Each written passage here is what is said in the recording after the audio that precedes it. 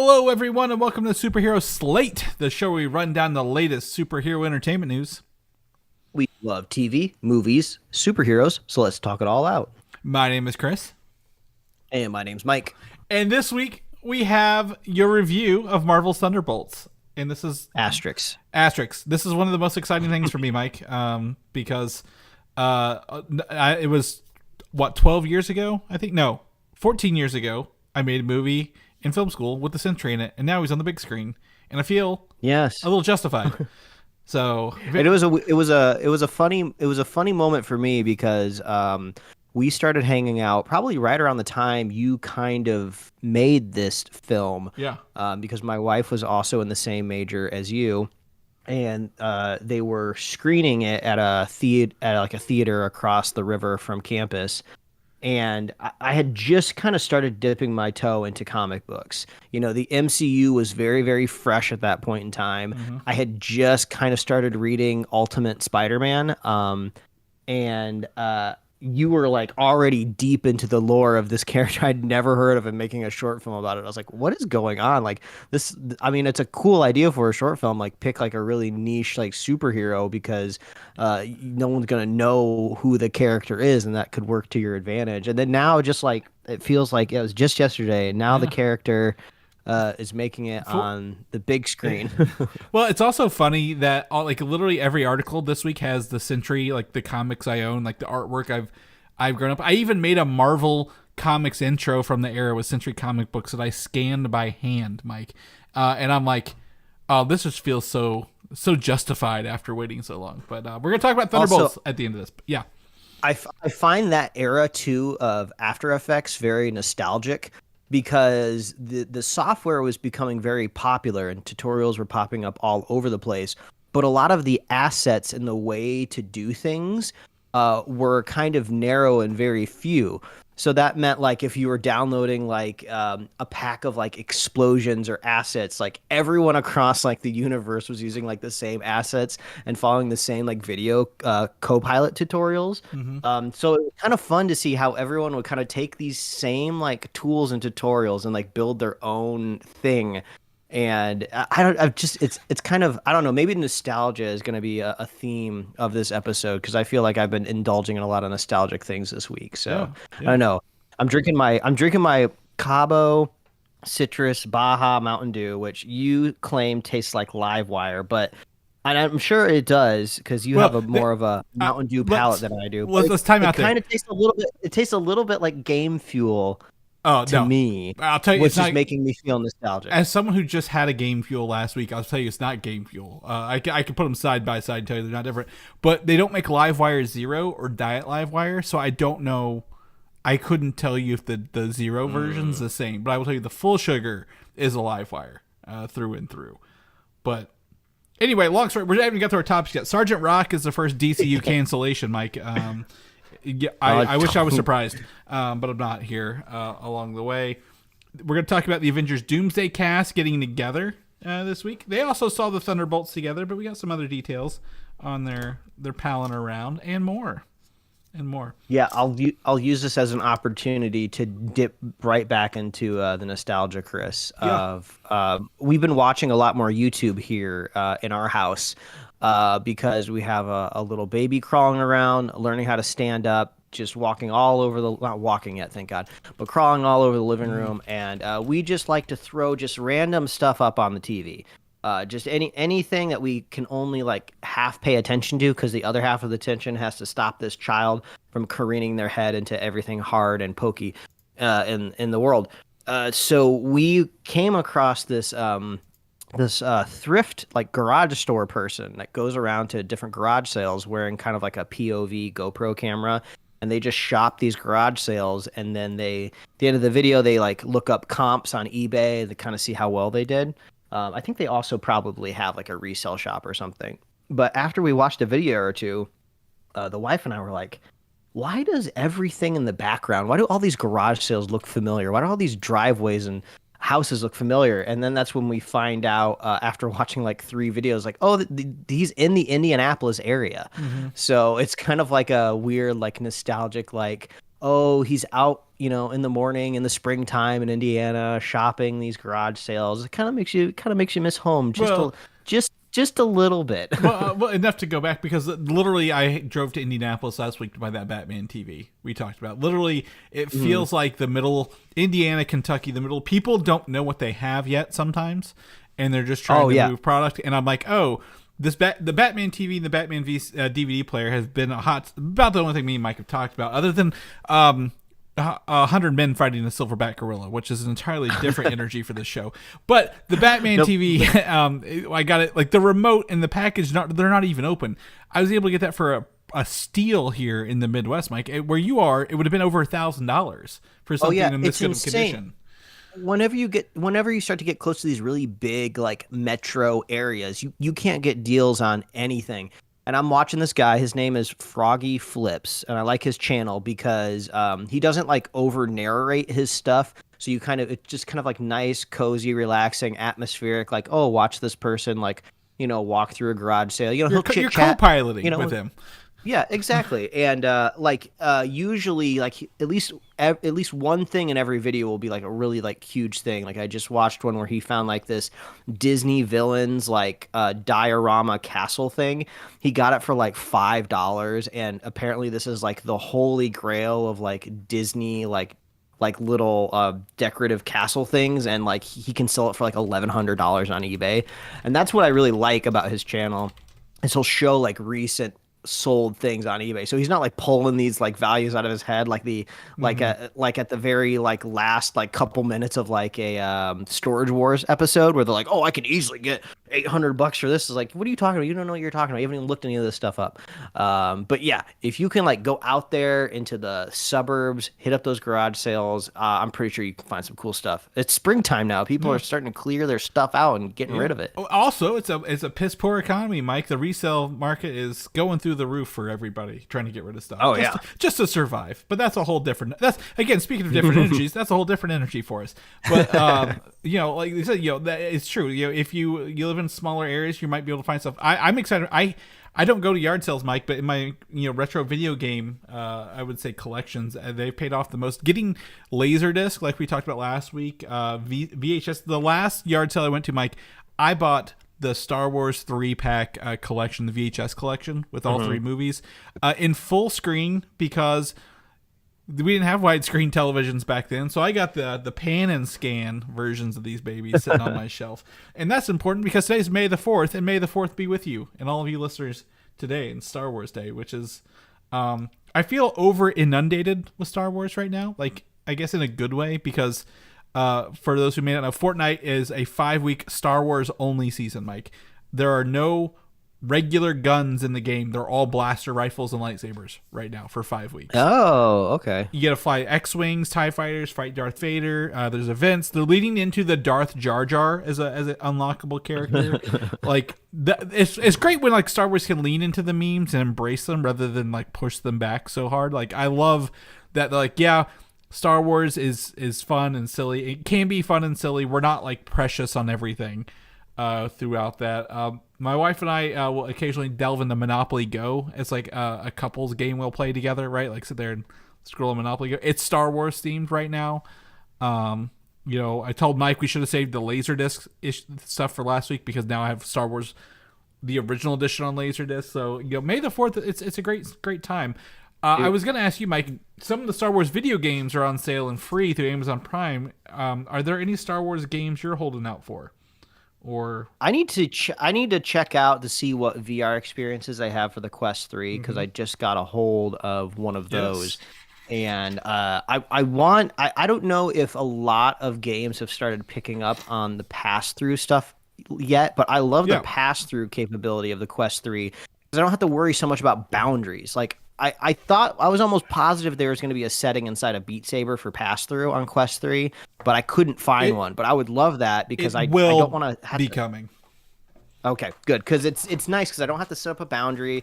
If somebody puts the headset on and they want to play, I don't have to tell them like, oh, well, don't step too far forward or you're gonna hit this. Like it's just. Well, They had that. They had that on the other one. It was just black and white, and this one actually embraces the like. I'll tell you one of the games. So you're familiar with Beat Saber, right? If I could make a recommendation, Samba de Amigo for Quest 3. Samba de Amigo. Okay, so it's Beat Saber but with maracas. Essentially, is what you're using this for. And it's funny, like they have modern songs, they have free songs. It's a Sega game, so like Sega characters like Sonic pop up and like things like that. But its mode is you actually start off in complete pass through, and as the song progresses, it slowly gets you into a fully immersed stage that you're playing. So like, it's one of the things that actually like utilizes both the regular VR and the pass through, which is super fun to do. Love that game. That's a nice little workout.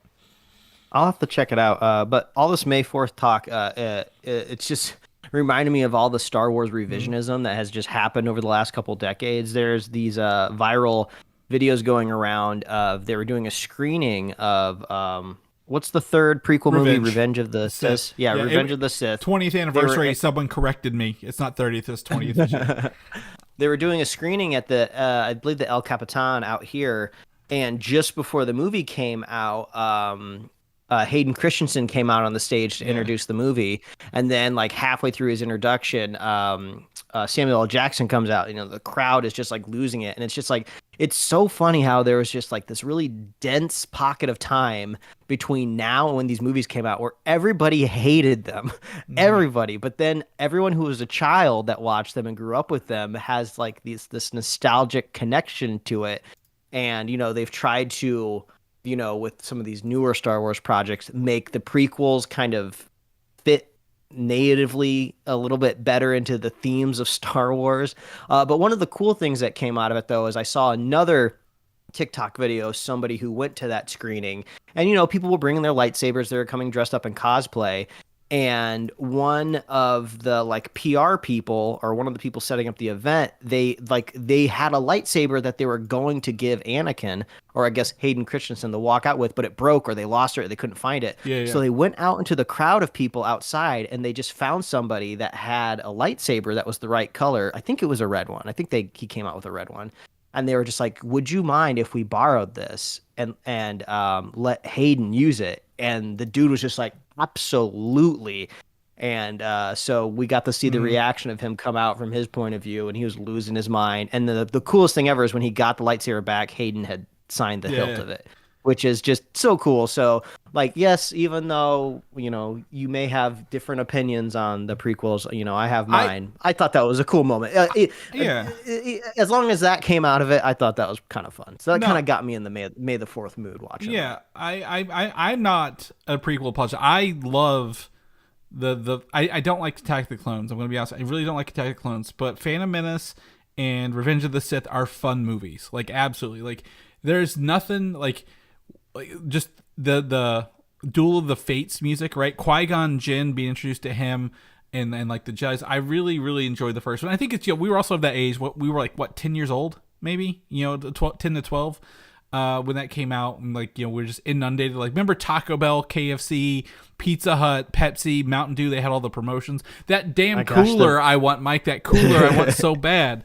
The vending machine I saw, I think I sent you guys the videos in the group chat of this dude in Philadelphia that tracked down a Pepsi vending machine with the pod racer who's the villain pod racer? Sebulba. He's just on the front of it, and then it's like 75 cents for a can. I was like, oh man, I love this kind of stuff. So it's like I almost have fonder feelings of the marketing of and the licensing deals for the prequel trilogy that I do actually watching it. The Phantom Menace I will sit down and put down. I think again, the pod racing, it's got pod racing, it's got, you know, the Star Wars, the Star Battle, like the fighting in the space, same with Darth Maul. I really like that. Revenge of the Sith is just like one of those, like, it's just straight action all the way through. Like, it doesn't really slow down. I really don't like Attack of the Clones. We're not going to get into that. But like, but yes, the marketing, the toys. Remember when Star Wars ruled the world with marketing? Between that and we had Lord of the Rings at the same time, Mike, like overlapping each other every 6 months for, you know, several years. We were eating good back in the 99 through 2005 along the way there. But anyway, that's long story short. May the 4th, Star Wars Day. I hope everyone's enjoying it and doing it their own way. I'm going to go buy Star Wars Jedi Power Battles, which is one of my favorite PlayStation 1 games I ever had, or at least rented. They remastered it, came out earlier in February, but it's on sale for Star Wars Day. So gonna go revisit some of that later. But let's get into some news. We're talking Star Wars. We've had some fun here. Let's get into news. Number one, Sgt Rock, the 4th announced DC movie that was going to be in production. Right? We got a director. We got Colin Farrell's supposed to be in it. We're gonna be shooting it. It'll be out in 2027, I think is what they said, and it's canceled. Now the trades have been nice enough to say it probably, there's a lot of rain in England and it needed to be in production by summer 2025. I disagree, Mike. A lot of people are like, that's kind of stupid because they film movies year round in England. Like, it's not a seasonal thing over there, right? Like, it always rains in the summer as well as the winter. Mm-hmm. So people are like, that's some bullshit kind of answer. The other rumor is that the budget was slashed and the director walked out due to budget slashing.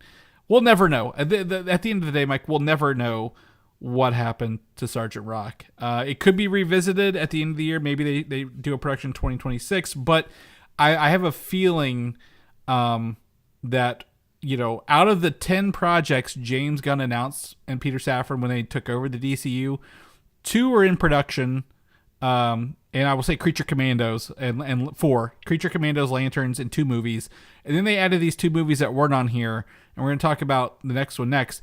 I feel like there might be the honeymoon period might be over at the DCU already, Mike, based on the Sgt. Rock canceling and the next bit of news. Do you have any Sgt. Rock news comments other than the fact I know what you're going to say?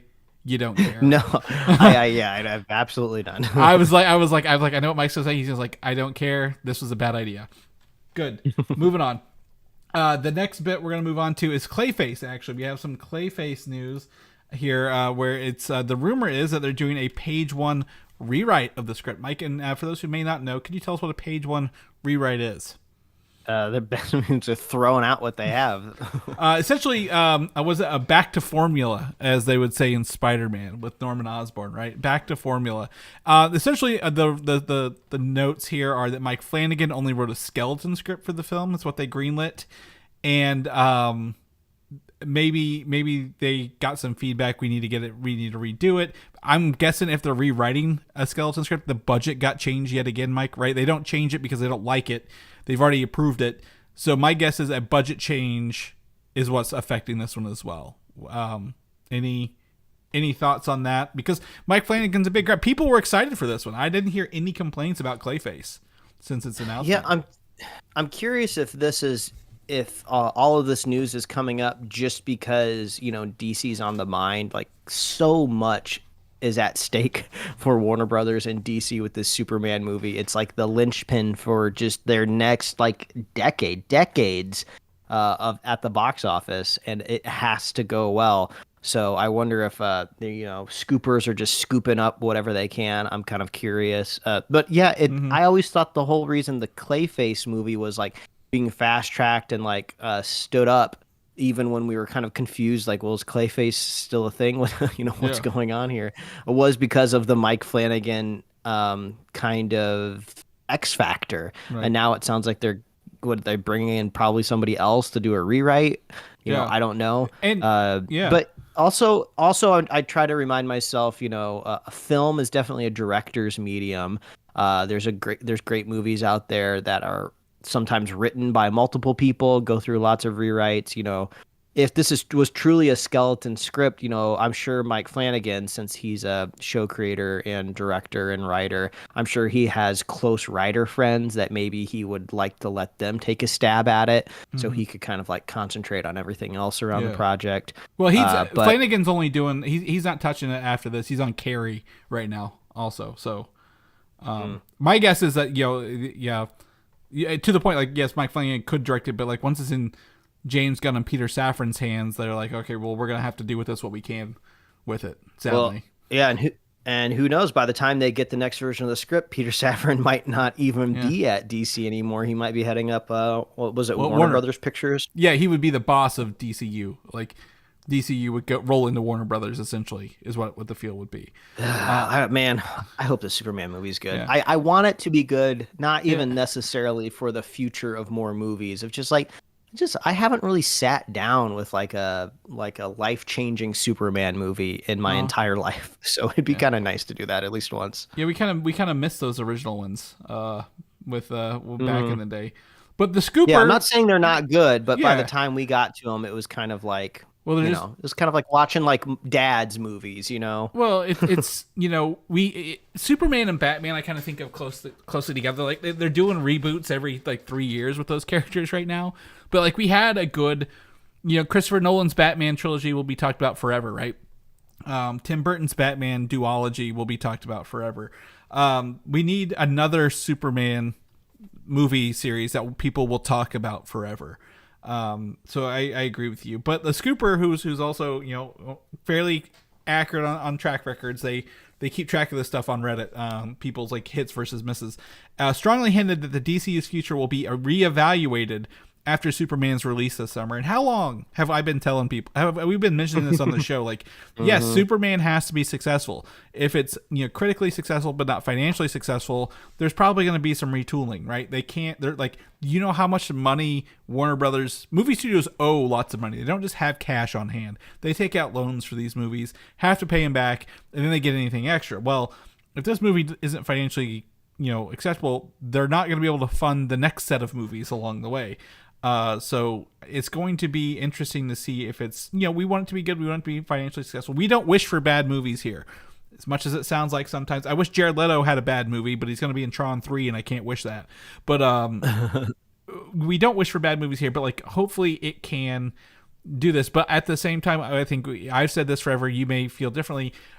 James Gunn doesn't need to be in charge of everything at the DCU. He needs to learn how to delegate and become an actual like studio runner, right? Like, hey, I trust other people.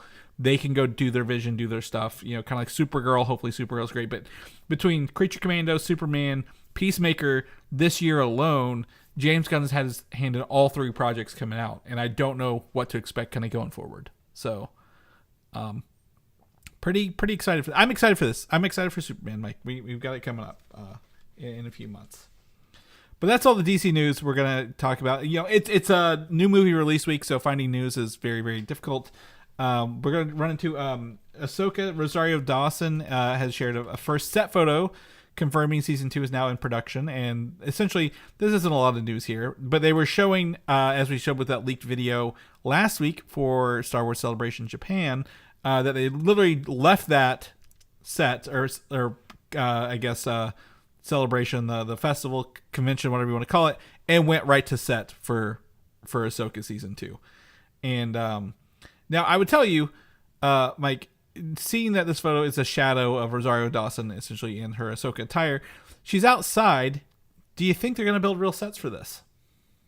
That would be nice. I don't. If I've just caught the next 3 episodes of Andor, and it's a breath of fresh air to see him out there in real sets. Like, I'm sure it maybe if you live over in Europe, some of the locations that they're filming at, especially that are supposed to represent like the streets of Coruscant, are probably familiar, and they're like, oh, that's just like the financial district downtown or whatever. That's not exciting. But to me over here in the States, I'm just like, whoa, this is so cool. Coruscant has such an interesting European architecture. But I like it that they're out there in the real world. Yeah. And this isn't confirmation. She's going to be walking from her trailer to the what's it called? The volume. The volume. Mm-hmm. But I feel, again, they could probably just put the trailers with a tunnel to the volume, so they're not like she's not walking around in an outfit where people will see her, right? Like, I feel like this might be on set. So good knock on wood that we get some real stuff. But Ahsoka season 2 filming now, probably next fall release. Guess in fall 2026 release. They did announce that the next Star Wars Celebration was going to be out here in Los Angeles in 2 years. So, maybe I can finagle my way in there. I don't know. We know listener of the show, Jason, he used to volunteer at the ones in California as like a worker, and that's how he got in for free several times. So I might. He actually just messaged me his review of Thunderbolts, so I'll get to share that live on the air here. But we could. I'll ask him. See how can we ensure Star Wars Celebration attendance? Even if we have to work it a little bit, Mike. It might be an opportunity for me to come out there and do that too. Brand new news as of like this week, and this is interesting news here. Ryan Reynolds is confirmed that he is in the early stages of writing a new Deadpool project. Now, big asterisks here, like the Thunderbolts, Mike, is that just because he's writing a project does not mean it's greenlit, right? Does not mean it's going to happen. He may just be working on some storyboards, some notes, like an outline, maybe even a skeleton script. But it is fun to hear that he will be, possibly returning as Deadpool in a fourth outing along the way. I mean, we talked about this between Deadpool 2 and Deadpool 3, how Deadpool is the perfect character that can survive all shakeups, whether it's studio related or if they are going to do this true like multiversal reset over at Marvel. Like Deadpool is just a character that can persevere. Like he's just getting more material to look at the camera and talk about. He could re-meet characters that maybe kind of look different. He's already talked about recasting before, or maybe like there could be like memory wiping in some way, and like what do you mean you don't remember me? Yeah. But so he can just be ever present in the MCU, which is kind of exciting. Well, he's kind of like this show. The more movies they keep making of superhero varieties, not even necessarily Marvel, the more he is essentially greenlit for future projects, right? Mm-hmm. Also, last year, one of the highest grossing movies and critically acclaimed movies. But he has said that they'll have 3 or 4 X-Men characters with him. And this is thought to be maybe a proper X-Force movie, like different than his like little X-Force experiment in Deadpool 2 with like the Fox characters they didn't really have any plans for. So this could be a Deadpool and X-Force film, because our next topic we'll talk about the X-Men are coming to the MCU. Kevin Feige has said that he has a 10-year plan for mutants in his mind and how he wants to run those. So this could be, one of those, like maybe the second X-Men movie where they lean into a few more characters in the world of mutants proper in the new MCU post Secret Wars. So we'll keep you guys posted if Ryan Reynolds or Marvel says anything different. We do have San Diego Comic-Con is like the week after Fantastic Four this summer, so I imagine we're going to get some of those release dates and movie titles for things after Secret Wars maybe starting to take shape a little bit, get people hyped. But speaking of X-Men in the MCU, the MCU version of X-Men is believed to have Mr. Sinister as a villain in the first movie. Maybe even a longer arc than a movie, but I do believe this is owed a lot to, number one, Fox has teased this character for years across all of their movies. Mm-hmm. But two, X-Men 97, Mike. Mr. Sinister was in there. A lot of people watched it. A lot of people loved it. I think it's less of a stretch to introduce this person now that he was in that show successfully. Yeah. Also, I thought it was kind of fun in '97. They set this character up. You're like, oh, we finally get to see him on screen again since we've teased him in live action for so long and got nothing out of it. And then he doesn't actually end up being the main villain of '97. I thought that was kind of a fun turn. So yeah, seeing a live action Sinister, it makes sense. He's all about like experimentation. Diving into like the powers of mutation and everything. Mm-hmm. I could easily see them trying to, build a story out of that. Because it's Star Wars Day, Mike, maybe Sinister could actually create a true Clone Wars because of his cloning. I think Marvel hasn't touched cloning proper, right, at all in any of these things. Like, recreating the heroes. I think this would be an opportunity where like, oh yeah, he's interested in everything, cloning, genetic related. We're going to see some, characters play double roles. What is it? Madeline Pryor and Jean Grey are essentially the same character, right? Yeah, I saw a fun theory that a cameo maybe for Doomsday or Secret Wars could be, you see Andrew Garfield pop up, and we all assume it's going to be Peter Parker, but he actually introduces himself as like Ben Riley. Oh yeah, That could be that something like that could be a fun little like, oh, it's the clone of Peter, and we didn't have to set up a whole thing. He just gets to pop up and say his name. Right. Yeah, and because technically he was on Earth, they'd have genetic, stuff for that, right? Like cloning stuff for that because he was there during No Way Home. So absolutely, I think they could lean into cloning and do some of that fun stuff. I think maybe what was it? I take it back. Logan had the clone of Wolverine, right? At the end yeah, there. that's right. But like that was kind of anticlimactic. I think we need someone like that isn't just Hugh Jackman, kind of de-aged a little bit. So, but that was also Essex Corp. So yeah, we have opportunity. Anyway, X-Men probably start getting some confirmation this summer, and they'll probably start filming next year. So we'll keep you guys posted. Hawkeye, Jeremy Renner is out doing stuff. Does he have a movie out? Is he in something new right now? Do you know? What are you in, Jeremy? What are you in? I'm gonna pull it up here. I'm trying to think like Wikipedia. Yeah, it's like there any new action movies or Bourne movies? Sometimes he pops up like as like a straight man in like a comedic movie, and I can't think what he's in right now. He's gonna be in the next Glass Onion movie, Wake Up Dead Man. Is he in Mission Impossible? Maybe. No, he was, but he's not in the new one. I just looked it up. He's not in anything coming out soon. I think he released a book. He released a book, a memoir of like how the snowplow killed him last year or 2 years ago. Okay. So he did that. He released an album last year called Love and Titanium. If you want to go listen to that. But yeah, it's his book from 2023. That's coming out. So he's out doing interviews, and he officially says that he will not be in Hawkeye season 2 if there is one, because they offered him half the pay that he made in season 1 to return for the same amount of work, about an 8-month shoot.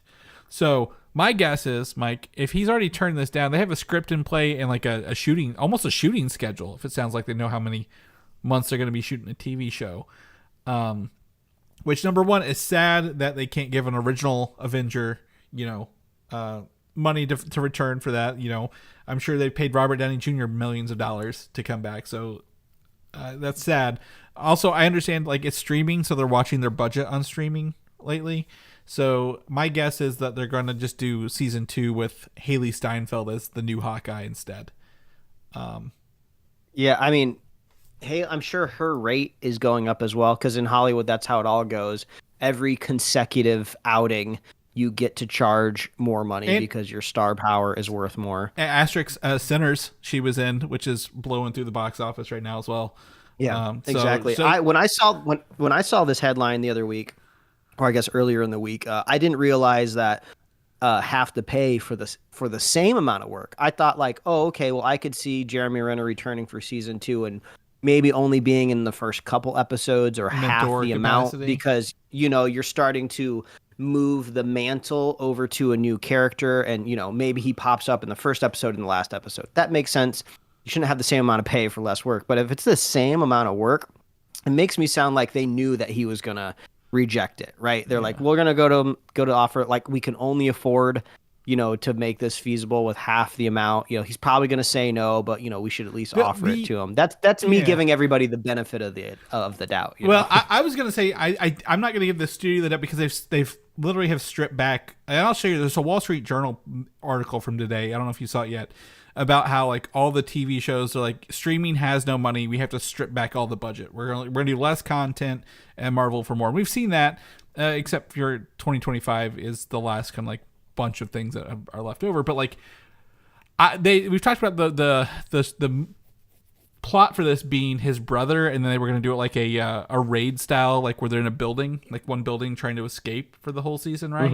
And I was like, oh, that's like a cheap way to do it. But like if he's got to film 8 months, I would say if you're going to bring in Jeremy Renner, like you said, bring him in as a mentor. Maybe he's not there, he's at the farm with his family, right? And he's helping, like maybe there's some flashbacks where he's showing Haley Steinfeld's character, Kate Bishop, how to do things in the interim.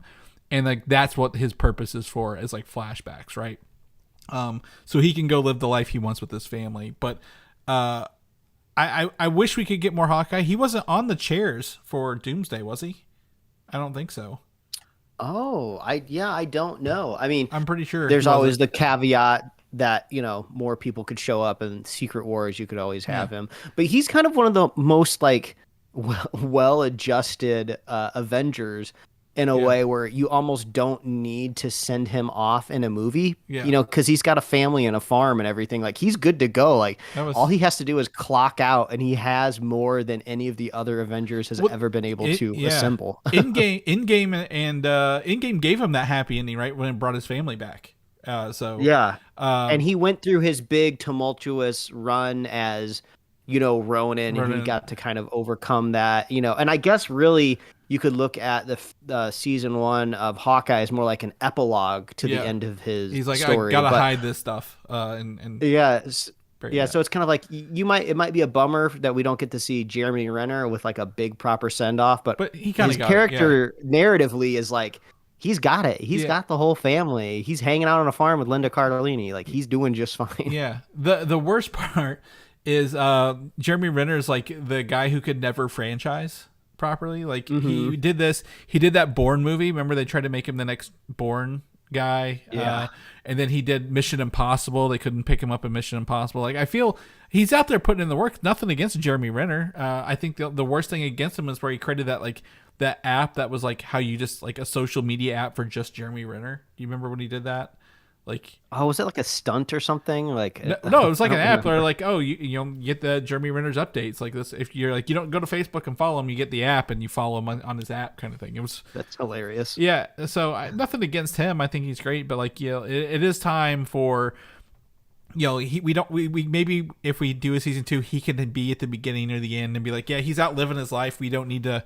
He's like, no, I don't need to come by. Like, you don't need me. You're fine. And then that we see him walk into the sunset with his family, and then Haley Steinfeld takes her because she was at the end of was it the Marvels, where Kamala Khan shows up and was it the Marvels or was it the Miss Marvel series? It was the Marvels because she took the tablet from Nick Fury that had all the people on it. So. Haley Steinfeld, big name actress, doing great stuff. I think it's time to get these champions together, and if she gets her own show, great. She also had great scenes. I've seen a lot more recently with Florence Pugh, Yelena from Thunderbolts, right, where she put the hot sauce in the mac and cheese. So love that. Moving into Avengers Doomsday, Mike, they're filming it officially right now with actors. We've been watching sets be built. We've been teased. We've probably been faked and lied to this whole time. But now they're officially filming with actors together. And I've got 3 separate things to go through. One, Chris Hemsworth shared himself doing some workouts, a little Avengers pre-gaming workouts. This is interesting because it shows him with short hair. So that's... people are like, oh, is he going back to the short hair look for the movie? Is he gonna have the long hair? I think he's wearing a wig for most of the recent movie with the long hair. Yeah, I would say, folks, have you heard of wigs? Yeah, so I think I even have that wig. Like, I literally have the long haired wig that you would wear for that movie. So I don't feel like that's a huge deal. The next one is I'm sorry, I was trying to get another one. Pedro Pascal in his Mr. Fantastic suit. He's reading a book on set, and you can tell because you can see like the blue suit he's wearing underneath it a little bit, like it's hiding a little bit, but it's fun. And then lastly, for that we have Robert Downey Jr. doing a Tate's Bake Shop ad on set. So they're doing like a cookie flavored latte in a can thing, and this is like one of the stupidest videos I've ever seen. Like, I just hate it. He's throwing cookies in a cup, and then he hits a cookie in the cup, and then now he has a latte. So I get it. They probably paid him a handsome sum of money. They said just film it wherever the fuck you are. We don't care. And that's what we get out of this. Can you imagine how much money he got to do this? Like, he got an astronomical amount of money to return to one of the biggest movie franchises ever. And a cookie company comes in, and that just means some marketing. You're in the world of marketing, Chris. Can you imagine the conversation the marketing person had to have with the CEO of Tate's of just like, we got Robert Downey Jr., but you're not gonna like how much it's gonna cost to have him throw cookies in a mug. Well, I would say the conversation probably went the other direction.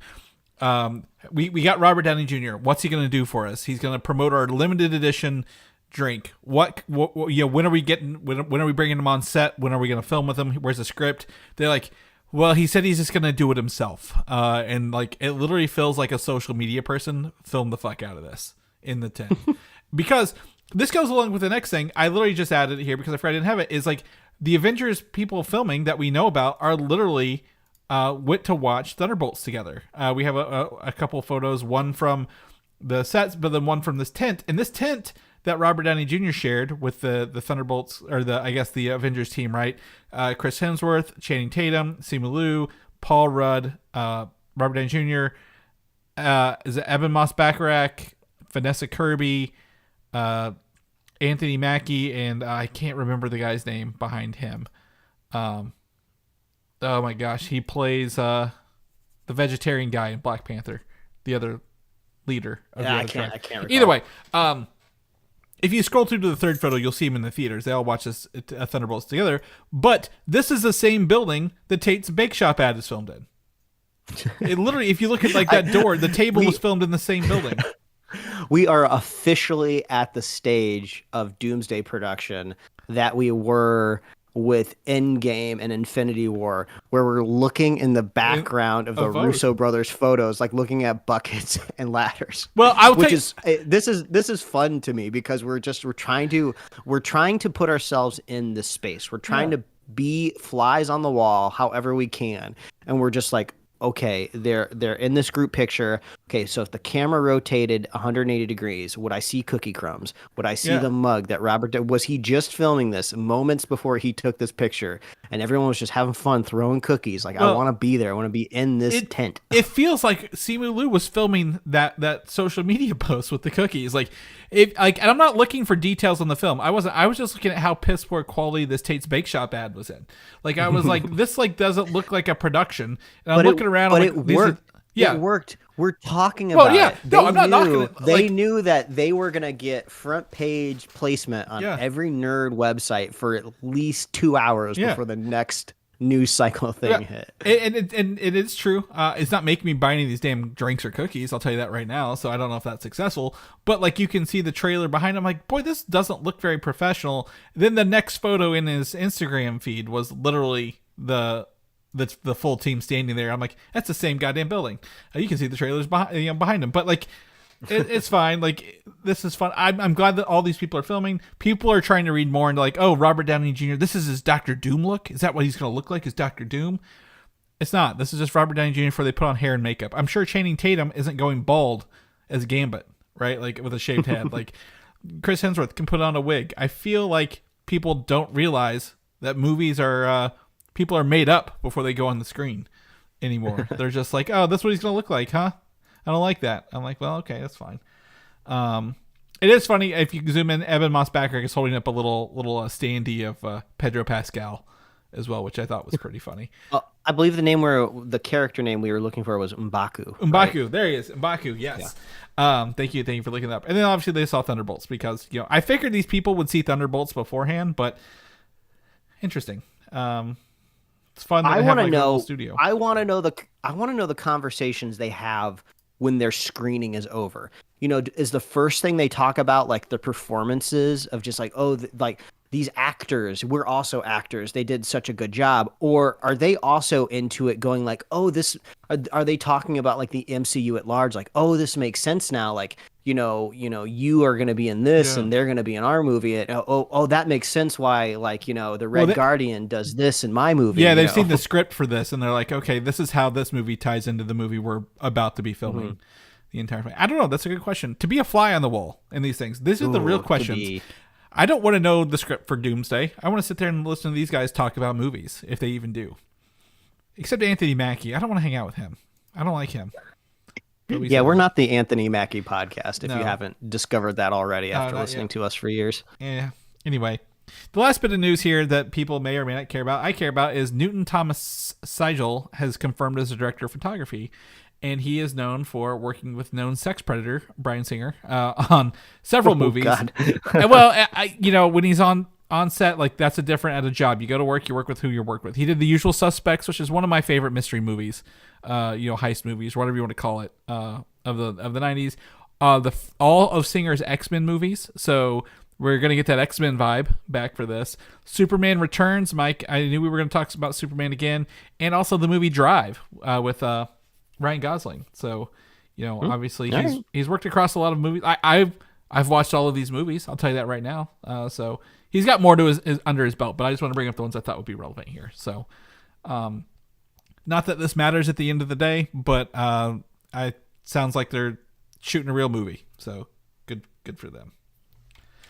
Last bit of news before we get into our Thunderbolts review, because I know you're all waiting for it, is Spider-Man Brand New Day. The rumor is J.K. Simmons will return as J. Jonah Jameson. Great. This is good news. I like it. I liked it when he came back the first time. I'll like it when he keeps coming back more times, Mike. I wonder if there's going to be any connection, because canonically in almost every Spider-Man story, Peter Parker crossed paths with J. Jonah in some way. But the J. Jonah that we've seen set up in this universe is kind of like an Alex Jones type of like live streamer on the internet. Yeah. I don't see a reason for Peter Parker to enter that professional space, right? Whether he's a photographer or not canonically in this world, I don't see a reason why J. Jonah would need him. So it seems like they might create maybe a type of a new dynamic between those characters. And they've been, they kind of been just antagonizing from a distance, right? The last two movies he was in, and then like outing him as Peter Parker as Spider-Man in the last movie. Mm-hmm. I will say, I'm going to add another thing I don't like about Daredevil, Mike. They should have used this in Daredevil, the Daily Bugle. Like, how much cooler would this be than those fucking BB shorts that we get J.K. Simmons yelling about Daredevil, the Masked Vigilantes? Like, that would be way more like, oh, this is really connected, because you got someone who's really angry about this stuff yelling on it, rather than, just someone who filmed with like a social media aspect throughout the show. Mm-hmm. Hopefully they can bring that connection together, because I'll just be honest. Thunderbolts happened in New York, Mike. It's a big event film in New York, and Daredevil probably didn't see it coming, and that's not a blind joke. So I wish we had more connections between Daredevil and the movies. I don't think we ever will, but J.K. Simmons, even just audio recordings, like how you find him in the Spider-Man game as like audio clips, that would be fun to just hear. Like, just hearing him, you don't even have to bring J.K. Simmons in. Run him through an AI audio sound-alike thing. Oh, hell, we don't care.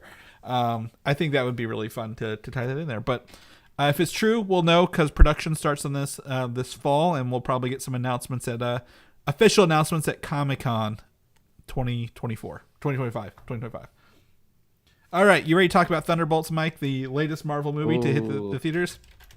Let's do it. Don't be too scared, folks. We are going to start with spoiler-free thoughts. Then we'll sound all the alarms before we jump into anything that could be conceived as a spoiler. Yes, absolutely. So this is the second Marvel movie this year of 3, preceded by Captain America Brave New World, which I've forgotten about already. I'm going to be honest, I forgot about that movie. Ouch. Yeah. But this movie, I brought up the numbers, the box office. It's not like knocking down records at the box office, but like it's a pretty strong start for it, and I think it's word of mouth helping this movie, Mike. We've talked, there are several scenes from cams on YouTube just lingering there, like more than an hour. Like, what was it, 24 plus hours on the one I sent you yesterday, or Friday. So like, I feel Marvel's leaving some of these things up to get people to kind of like, oh, this is what this movie is, and kind of go in there. It's got an A- on the cinema score. That's a plus. I was trying to think of anything else kind of before we went into the actual movie itself. But if you don't care, I'll just dive in, right? Like, I guess. Yeah.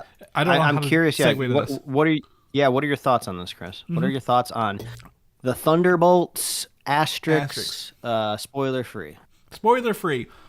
The Thunderbolts is a movie, and I've seen this used frequently, and I'm going to use it for my review, is a Marvel movie, an MCU movie, that harkens back to Infinity War, Endgame, Phase 3, 2 and 3 era films, right? When Marvel was operating at peak efficiency from Civil War forward, Thunderbolts strikes me as a movie that would slot right in with all those other movies there. It's not the best movie. This isn't Endgame Infinity War level. It's not paying off a bunch of stuff. It's bringing in characters we saw in Black Widow, characters we saw in Ant-Man and the Wasp. I would say even redeeming characters from Falcon and Winter Soldier, right? That we haven't seen since that TV show. And then also paying off, like, how does a team of essentially mercenaries, people who punch and kick, work together to take down, it's not really a government conspiracy, but like, you know, if Nick Fury was incompetent is how I would describe Valentina in this movie, right? Like, he would get rid of all his loose ends. She's trying to tie up some loose ends, and they're trying to take her down. That's all in the trailers.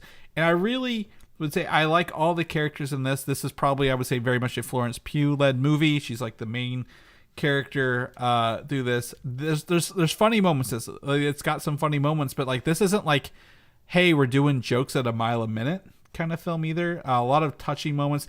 Deals with a lot of, I would say, issues most other superhero films, tentpole films, wouldn't have the gall to talk about, right? And it leads to a few action scenes. This isn't full of action. It actually feels like a story of characters acknowledging their flaws, overcoming them, and then becoming the Thunderbolts team by the end of it. And I really appreciate how it's different than that, right? Like, comparing to the movie we just talked about, Captain America, Brave New World, didn't really feel like we knew the characters. They weren't on a journey of themselves. They were just doing the regular, hey, we got to fight at the end of the movie against the Hulk and Captain America.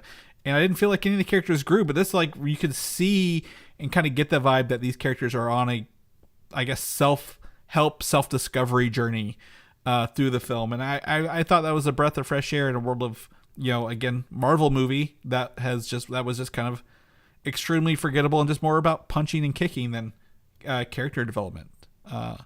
That's a brief thing. I will also say, we all know the Sentry's in this. I'm not disappointed. Spoiler free. I actually enjoyed the MCU's interpretation of the Sentry, despite my initial hesitations years ago when it was first announced. So I thoroughly love Lewis Pullman as Bob, his second Bob, since being in Top Gun Maverick. Was it Maverick? A couple years ago. So, Mike, what about you? Yeah, I mean, overall, this movie is, I don't know if you use this phrase exactly, but a breath of fresh air. It's wonderful to kind of see all of the Marvel gears moving in the right direction, properly lubricated and just firing on all cylinders, if I could exhaust all the engine metaphors here. I love the dynamic between all of the characters on screen. It felt like the script was popping, right? This felt like before they even got the cameras rolling, they had something right on the page, which I feel like a lot of big tentpole movies kind of rush that process and just try to make it look shiny in post and see if they can get their box office return. But I felt like we were off to a good foot story-wise. I love that they try to go in a slightly more unique direction towards the end of the film. I didn't really know what to expect. We get towards this moment where you go, well, how the hell are they going to get out of this one? And then I was like, oh, okay, I like this. This is exciting. This is fun. This is different. I know, like, the Marvel sense of humor can be a double-edged sword for sure. We've seen it cut one way and we've seen it cut the other. And I feel like this is cutting the right way. If somebody handed me like a survey of, what is this movie doing well? The thing I would highlight the most is just the dynamic between this crew of people. The Thunderbolts seems to be a grouping that we hopefully will see again, and I'm looking forward to that. Mm-hmm. I feel like with a lot of these Phase 5 movies, at the end, I'm kind of left with this feeling of just like, do I need more of this? Even if I had an okay time, would I rather just look at something else moving forward? In all of the previous phases, the post-credit scenes would almost start to overshadow the hype that I'm experiencing during the movie. But it was a good feeling in a way of almost like I'm having such a fun time watching this movie that my brain is so excited for what is coming next. So it's almost like I would get distracted during the third act knowing like, oh my gosh, they're going to give me these little sneak peeks of what's going to be next. And I'd be so excited. In Phase 5, that almost kind of like disappeared. And some of the post-credit scenes, like in the last movie in Brave New World were kind of almost laughable in a way of like, I didn't need any of this at all. They felt so retooled. They felt so retooled, yeah, like reactionary. exactly. And this movie felt intentional throughout everything. Yeah. So I'm so excited where this is all going to go. I was kind of scouting the internet after this movie came out to kind of see what the other consensus kind of was out there in the world. And it kind of seems like people are pleasantly surprised and say the movie is really good. But I've seen some people kind of battling with is this actually really good, or is it just kind of okay and it's just a breath of fresh air because it's better than what we've had? If I can kind of push all of the other stuff out of the way and just focus in on this movie, I really, really liked it. I think Thunderbolts could possibly crack my top 10 Marvel movies. It's been a while since I've sat down and really gone through the order and the ranking, but I think this could possibly be up there of just, it really sets itself out from all the other movies. I love how it's this just amalgamation of all of these movies that, like, if you're just a casual watcher, you maybe not even will remember some of these things. So I kind of like that challenge of somebody sat down with this screenplay of just like, how do I take like this like ragtag group of people that nobody even really remembers and make them something special? Because if you look at it kind of from like the Suicide Squad point of view, really any of the Suicide Squad movies, they had the opportunity to start from scratch of just like, we're pulling these losers kind of out of nowhere, or at least most of them. Like, nobody knows who Captain Boomerang is. Nobody knows who, I can't even remember any of the characters. Nobody knows who Bullseye is. There's Deadshot and Bloodshot, I think, were the two leads from that stuff. And it's like, so it's almost like they had a bit of like a fresh slate, whereas here they're just kind of like, oh yeah, like, does anybody remember Taskmaster? If you watched Black Widow in a COVID haze, you might not even remember that character or survived Ghost, at the end of Ant-Man that movie. and the Wasp. I don't. Like, Ghost is probably even less than, because she hasn't been seen in a longer time. Exactly. And if you just fell off of the Disney Plus streaming services, you would have absolutely no idea who John Walker is. You'd be like, who the hell is this? Like, I have no clue who this is.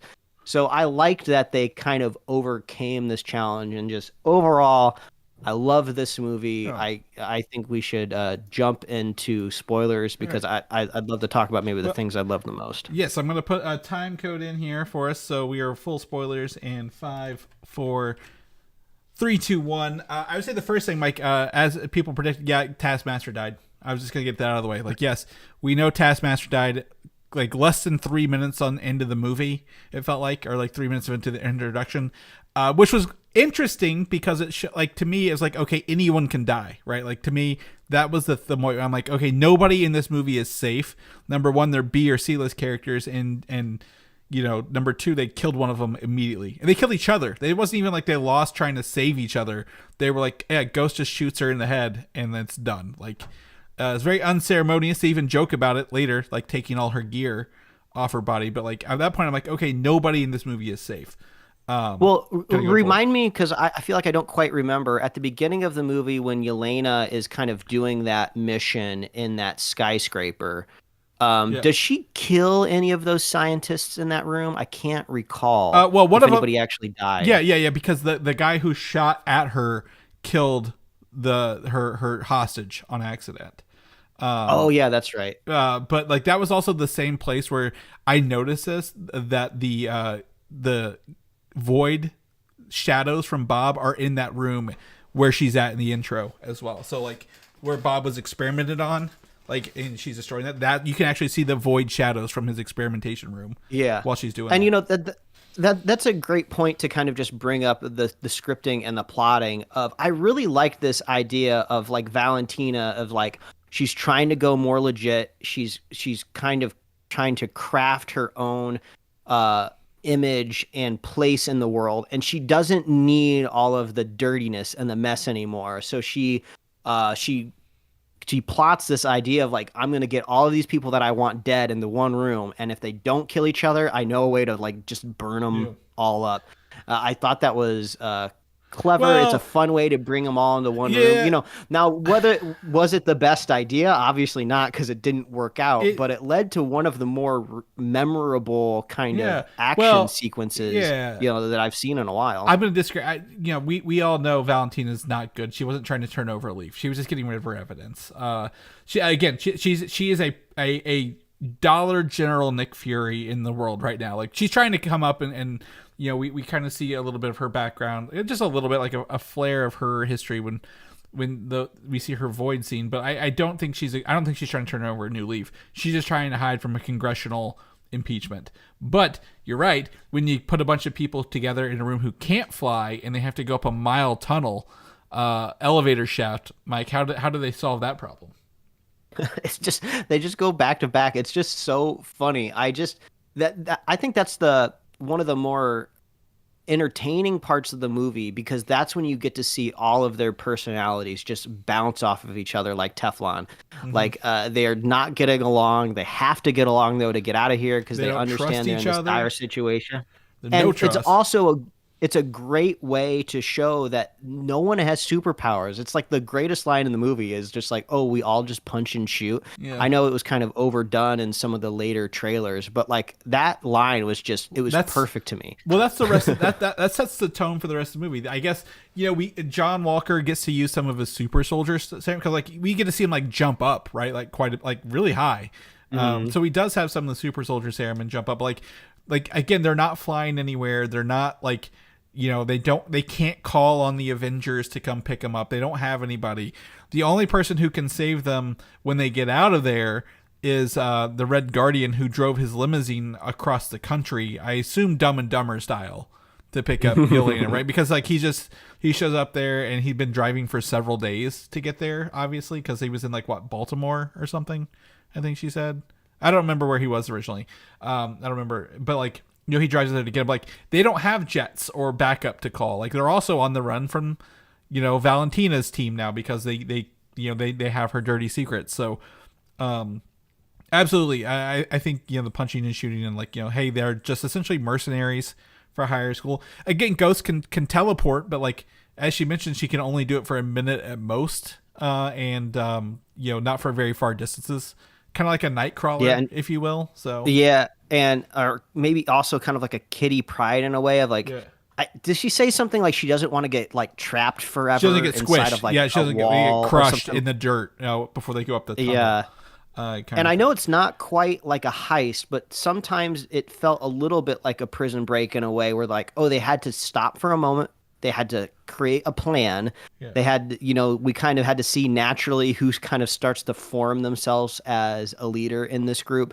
And really, it was an important part, because this is kind of what not solidifies them as a team, but kind of starts laying the seeds of like, oh, this group is kind of all being targeted at once. So now they're going to have to be together, because you could have a really, really big problem trying to tell the story of like, why don't they just all just like run away? Yeah. You know, if they're all being hunted, they should all just go their own way. And they kept trying to do that, but the script had a great way of always bringing them back together. Yeah.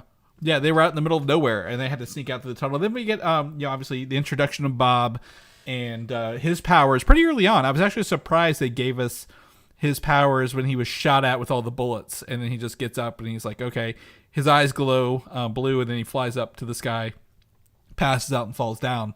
So that was fun to see Bob's kind of starting to manifest his powers a little bit, right? Kind of along the way.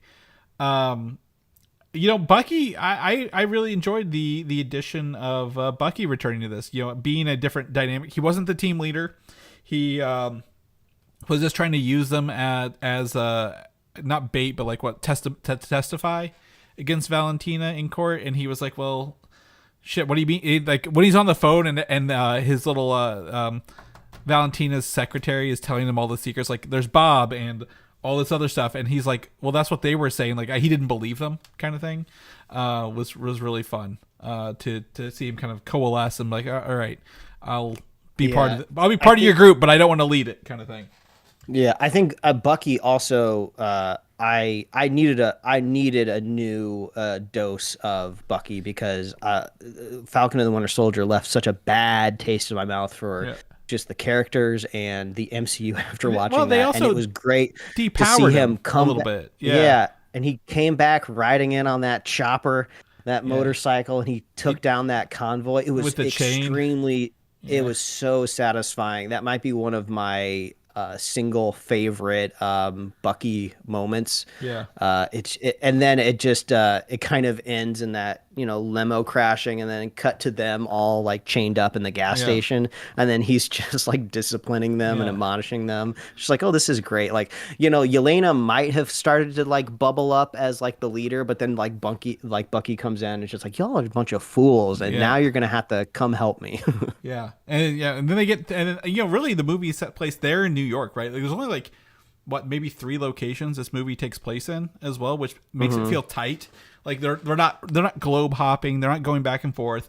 They get downtown. This movie, we find out the Avengers Tower has now been rebranded the Watchtower. That's a big Century reference for myself, Mike. Huge Century reference for myself. You know, we kind of get to revisit that. It was funny how they're like, how are we going to get in there? It's guarded. They drive in, they start fighting everybody, and then she's like, dude, I left the doors open for you. Like, just walk in. Like, you don't have to fight your way in. Come on up.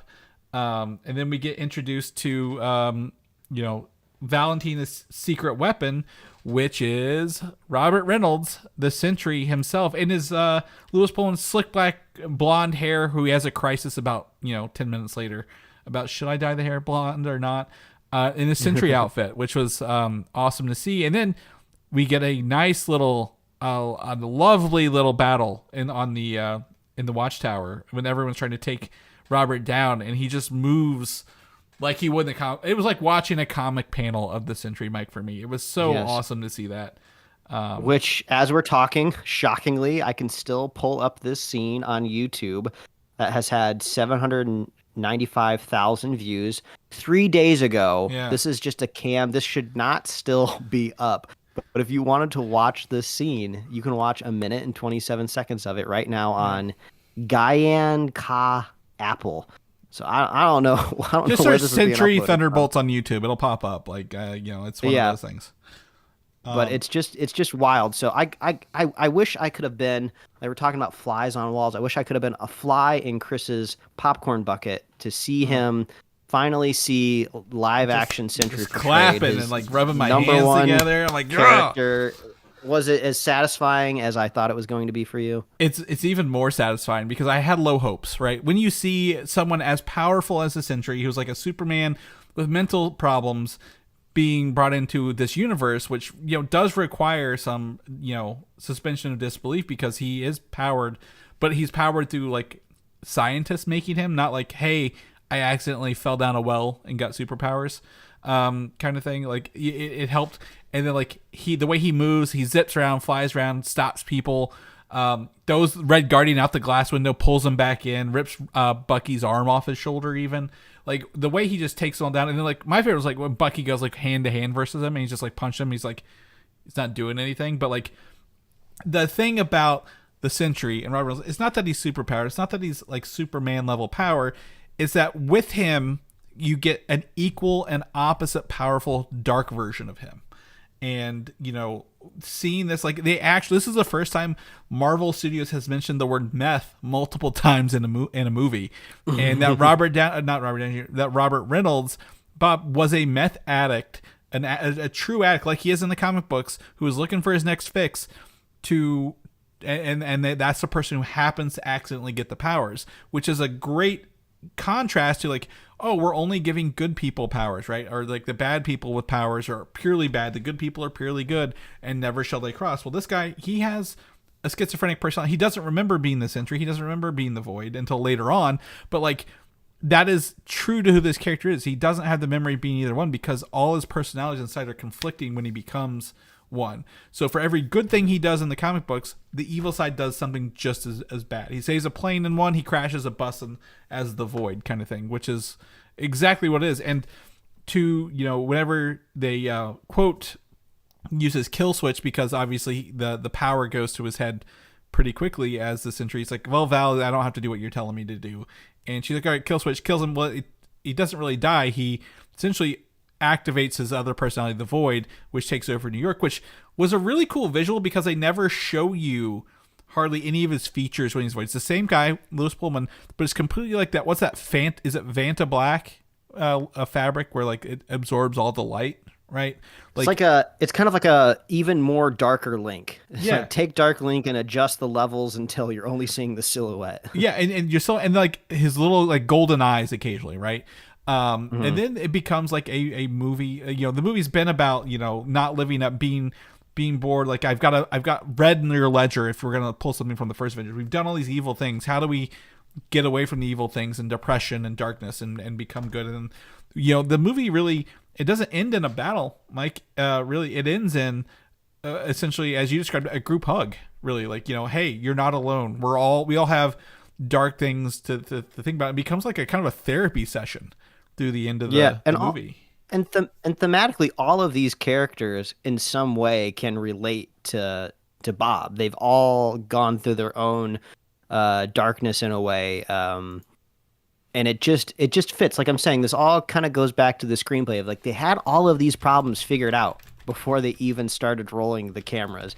So they really knew how to sell it, and you truly believed, like when he goes full Void and he's like and he's blanking out people on the streets of New York, you'd go like, what are they gonna do? Like how are they gonna like get the edge over him? And it takes Yelena with like just this like courage and having no idea what's gonna happen of like, oh, I'm just gonna walk right into this Void and see what happens. And then we kind of get this fun house of mirrors and practicalities, like the walls are coming to life, Chicken Bob, the books are floating. It's like it's like a poltergeist thing, and they're just like going through these different like levels of trying to get to the origin of his psyche. And it's like, and then that's when you kind of connect to Bob on a empathetic level of just like, oh yeah, he's had an awful life. He never should have been given superpowers because this is not a good body to put it in. He doesn't have the mental capacity to be that. Some fun facts: the director said they had actually in the original script written different scenes for all the other Thunderbolts going into the Void and what they faced. But they were like, well, it kind of takes away from everything else, like going to every character, visiting their dark side. Like Bucky's was like a something when he was in Boy Scouts. Ghost was like something when she was young and at the orphanage, or like at an orphanage, or like in or school, and like her body kept phasing in and out, kind of thing. So it's cool they thought about it, but they didn't visit them too much, which is perfectly fine.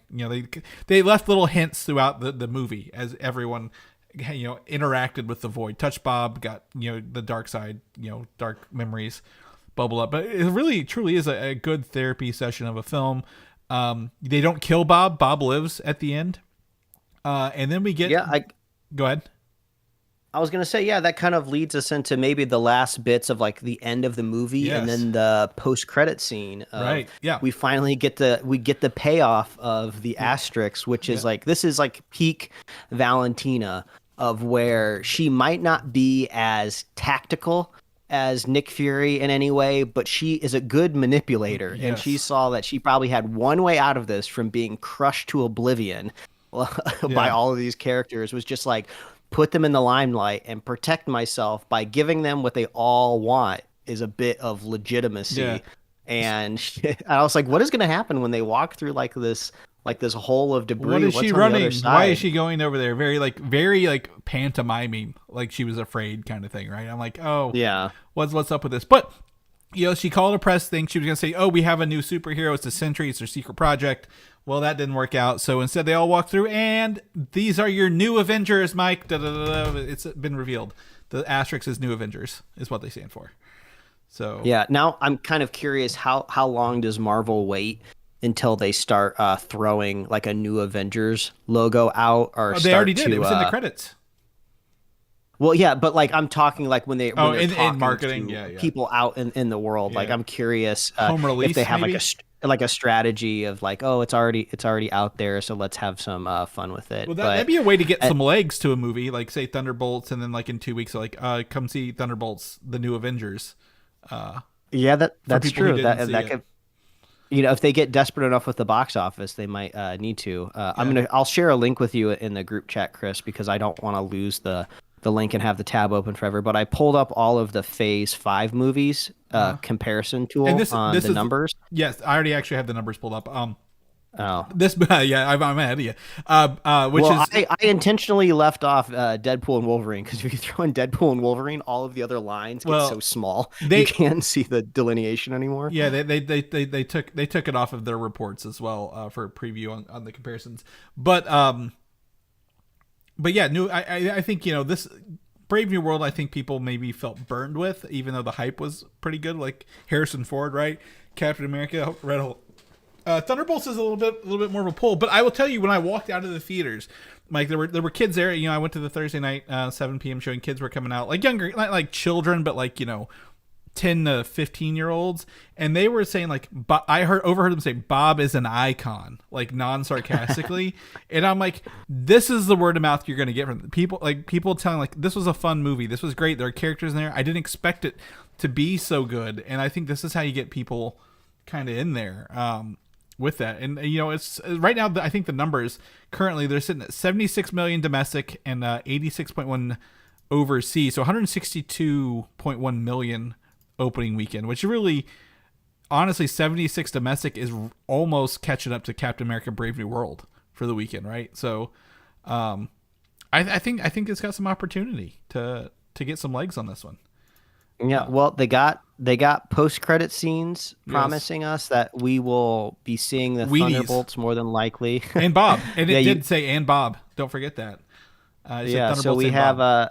what was the first post-credit scene was what Red Guardian trying to sell his The Wheaties Wheaties. box, right? Yeah, someone tried to tell me that wasn't the original scene, and I don't believe them at all. They were like, oh, they filmed another scene where it was they were supposed to show the actual soccer team, like a home video of the soccer team of the girl pooping in the soccer field.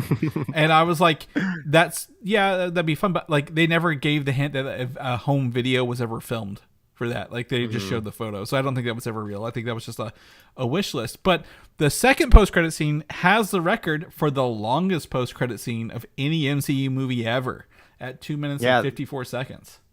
This is the first post-credit scene that's ever really leaned into the definition of being a full scene. Yes. Like this is an entire thing that probably took a day or two to film. Yeah, well, so the first thing is it's 14 months later. We're going to say that this jumps forward almost a year and 2 months of operating as the new Avengers, Mike. And to the point where like the characters have new outfits. Bucky has a new Avengers logo on his shirt. If you look at his like little his outfit he's wearing is like his armored outfit. Yelena feels like she's again taking over the lead here. John Walker, he's got like a beret on, like a little military beret kind of thing. I didn't see anything different with Ghost other than her hair. And then Bob drinking a milkshake over in the corner here. But we do have confirmation this was filmed by the Russo brothers within the past month as well, Mike. So this is technically our first Doomsday look at the sets and the costumes for Doomsday, because the Russo brothers did film this. They confirmed. The director for Thunderbolts was on set to do that, on set to watch them, but obviously this is technically a Doomsday scene, if you will, right? Tying into Avengers Doomsday, pretty proper. And yeah, because we got to see the Fantastic Four ship on a monitor. Yeah. Which is rotate, and you get to see the four and hear the choir of the song for the Fantastic Four. Yeah. So I mean, I feel like that's really setting things up for possibly maybe for some disappointment, because I feel like the next movie is the Fantastic Four, and I've heard some rumors out there on the internet that it's a pretty grounded, isolated movie. Yeah. To the Fantastic Four universe. So I don't think you're going to see Red Guardian pop up in the Fantastic Four. Oh, no. But you know for a fact that that Fantastic Four post-credit scene is going to pop off. I mean, Yeah. that has to lead us directly into the insanity that's going to be of Doomsday. I'm going to raise my hand. If the Russo brothers filmed the end credit scene for Thunderbolts, which people have just been clamoring over this end credit scene, my guess is they probably filmed the one for Fantastic Four also. Mm-hmm. I 100% feel confident they filmed that one as well, and it will all tie into Doomsday, which they're filming currently. Yeah, and they probably have extra layers of protocol when they're filming these post-credit scenes of like, we're doing minimal crew, all indoors, everyone signs 4 extra NDAs, and then there's Secret Service that follows your name is on home. the screen for every edit, because if you put a screenshot out there, we will find you. Yeah, exactly. I'm gonna say it's Robert Downey. My money's on Robert Downey Jr. for the next post-credit scene, but yeah, I think that makes sense. That's the full reveal. It's like we already know he's in the movie. It's the title of the next movie. There's no reason to not just go like full Thanos and show him like, I guess I gotta do it myself. You know. That's right. Yeah, they're not really hiding that too well. But overall, like, you know, like we've been talking about, like, you know, the movie was good. The post credit scene even more hype. I don't feel disappointed. I feel good. I feel good walking out of this movie, Mike. I feel good about Fantastic Four. You're gonna see the articles online. Marvel's back. You know, we've ebbed and flowed in Marvel movies for years. It's just we didn't have one that was so down with Captain America, but we know that's an edit of the Bob Iger era of films, and we said Thunderbolts will be the first entry where it's not. This is a Bob Chapek movie, and honestly, I'm pretty thrilled. We got this. It feels like there's not a lot of correction in editing, right? Like they didn't go into edits and have to find the movie. They didn't have to go back and refilm a bunch of things. It feels very tight. All the characters work together really well. Just to address that, we know Stephen Yeun was at one point cast as Bob. I don't think he would have added or taken away from what Louis Pullman did in either version. I think he might have been a little more intense because Louis Pullman plays that like clueless deer in the headlights character really, really well. Like, I think, Stephen Yeun has like I guess a more intense look to his face, but that's the stuff I've seen him in. They are actors, they're paid to act. But overall, I give this a big recommendation, a huge recommendation. And then I would also say a super fan Jim saying double thumbs up. Rip Taskmaster is his review for this movie. So I know he's listening to that. But yeah, overall, Mike, I mean, we've talked about this for like 30 plus minutes here. I don't know what else to say other than I wish we should have said earlier, people should go see it. I hope people go out and see this in theaters and have a good time. Yeah. Go check it out. You'll have a great time. Stay tuned. Fantastic Four coming up in July. I'm sure we'll have a lot to say about that. Yep. Also, before then, we also have possibly Jurassic Park if we watch it, and then also Superman, as we talked about beforehand. So we got a good summer of good July of movies to watch and review to you guys. Mike, if people want to know what you're up to, what you're doing, where can they find you, buddy? Yeah, they can read my webcomics at pickledcomics.com and liferewardsrisk.com. Chris, if people want to check you out, where are you at? Valdan87 on Instagram, VALDAN, or Video Game Systems with the same name. If people want to get all the goodies, I'm going to have to update Sgt Rock, take it right off the calendar. Where can they get all of our release dates, reviews, all the good stuff we do at? Yeah, head on over to superheroslate.com. That's the best place to find all the avenues we host our show, get our awesome show notes, get our upcoming release calendar. Find us on Apple Podcasts, YouTube, Spotify, wherever else you love listening to podcasts. We got merch at superheroslate.com/store. We love hearing from you. What are you watching? What are you playing? What are you reading? And we love our super fans. So if you want to be a super fan of this show, all you got to do is share the show with a friend, share the show with a buddy, and we'll be here every week, folks.